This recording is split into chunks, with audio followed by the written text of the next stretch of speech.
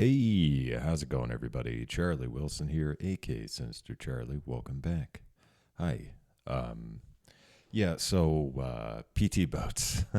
The only thing I really know about PT boats, probably from the 2004 election between John Kerry and George W. Bush. That was being said a lot about how he was.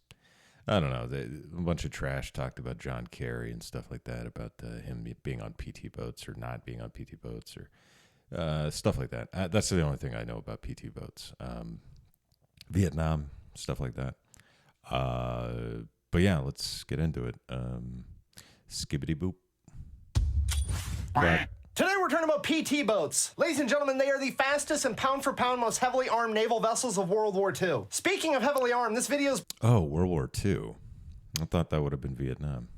Yeah. brought to you by the Sonoran Desert Institute. The best way to heavily arm yourself with an education in gunsmithing and firearm technology. They offer both online and hands-on training, allowing you to earn your certificate in gunsmithing or even up to your associate's degree in firearm technology. And That's best of all, pretty cool. both of those programs are pre-approved to accept most VA benefits. So whether you're looking to start your career or just expand your education, be sure to check out sdi.edu. All right, back to the boats. PT stands for Patrol Torpedo. And unfortunately, many of you would probably only recognize these boats as the small one from the Battleship board game. I bet you can all tell me that mitochondria is the powerhouse of the cell, though, can't you? What you don't realize is that small piece of molded plastic represents the boats credited with downing the first enemy plane at Pearl Harbor. And from that moment on, they would continue to engage the enemy in close naval warfare more frequently than any other type of ship or crew in World War II. Which is made even more impressive when I tell you that the Battleship board game pieces are made nowhere near to scale.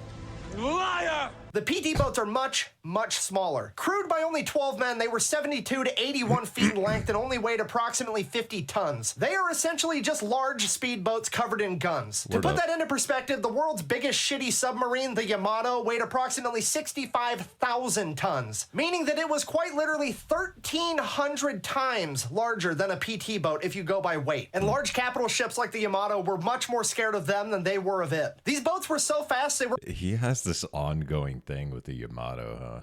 It's like it's funny. It always comes up. It's really funny.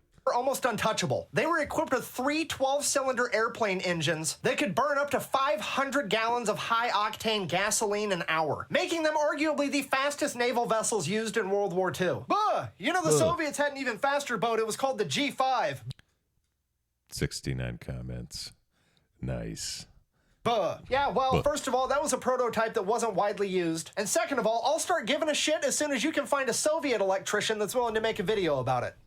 I could find one. Anyways, American PT boats, fast as fuck. And they were absolutely armed to the teeth. The earliest models from the factory came with 2 dual 50 caliber turrets, 4 Mark 8 torpedoes, a 20 millimeter anti-aircraft cannon, as well as some miscellaneous 30 caliber Lewis and or Browning machine guns. And I say from the factory because, well, some modifications get made along the way. We'll get into that in a minute. I'm forgetting something though. Oh, yeah, they're made out of fucking wood too. Yeah, the frame and hull are both made out of mahogany. Smells of rich mahogany.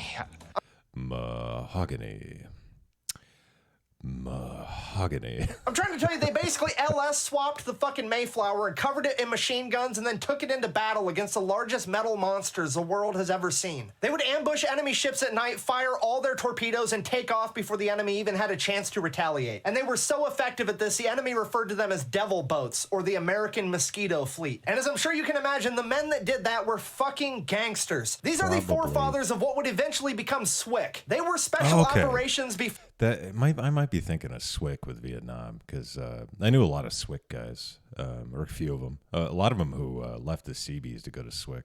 Before that was actually a thing. They did any and every mission that was deemed impossible or dangerous. They smuggled General MacArthur out of the Philippines through enemy-held water. On D-Day, they went out before the U-boats and used their 50 caliber turrets to shoot at floating mines so that the U-boats didn't hit them. Their beverage of choice was known as torpedo juice. They would take the fuel out of self-propelled torpedoes, distill it, and then filter it through a fucking loaf of bread, and then drink it. So when I tell you these men made some modifications of their own to the boats, it probably shouldn't surprise you. First of all, American torpedoes in World War II had intercourse with a partial vacuum. They fucking sucked. The enemy figured out that if they only transported their supplies via barge through shallow waters, most of the American ships would not be able to get to them. And the ones that could wouldn't be able to use torpedoes because barges don't go deep enough into the water. So if you did fire a torpedo at a barge, it would just go right underneath. And that is when the PT crews said, hold my torpedo juice and watch this shit. They went full freedom pirate. They just started stealing everything. Sorry, I mean strategically transferring equipment to alternate locations. Granted, every boat was different based on what the crew was able to tactically acquire. Some of these boats had mortars for that naval yeetus deletus, 37 millimeter anti-aircraft cannons, 40 millimeter Bofors. Some of them had as many as 4 dual 50 caliber turrets, and even M50 rocket launchers. PT Boat 109 famously acquired a 37 millimeter M3 anti-tank gun from the Army and mounted it to their boat. Also worth mentioning, that very same PT Boat 109 at that time was under the command of a very young lieutenant by the name of John Fitzgerald Kennedy. If that doesn't ring a bell, you might know him as JFK, the Never heard of him. 35th president of the United States of America. Yeah, I'm trying to tell you, one of the most iconic and well-known presidents in American history was a straight-up freedom pirate, drinking torpedo juice and yoinking anti-tank guns from the Army. How's the quote go? Ask not what your country can do for you, but what me and the boys are about to do to you for our country. The 37 millimeter anti-tank round was actually so effective that they decided to yoink an auto cannon off of a P-39 fighter plane and use that instead. And that proved to be so effective that they started adding them at the factory. And using it, they were credited with sinking over 23,000 tons of vital enemy supplies. I'm trying to tell you, the freedom pirates were fucking the enemy supply lines harder than Cove. Can I say that yet? You guys know what I meant. Moving on. Yeah. Cove Kaba Boo Boo.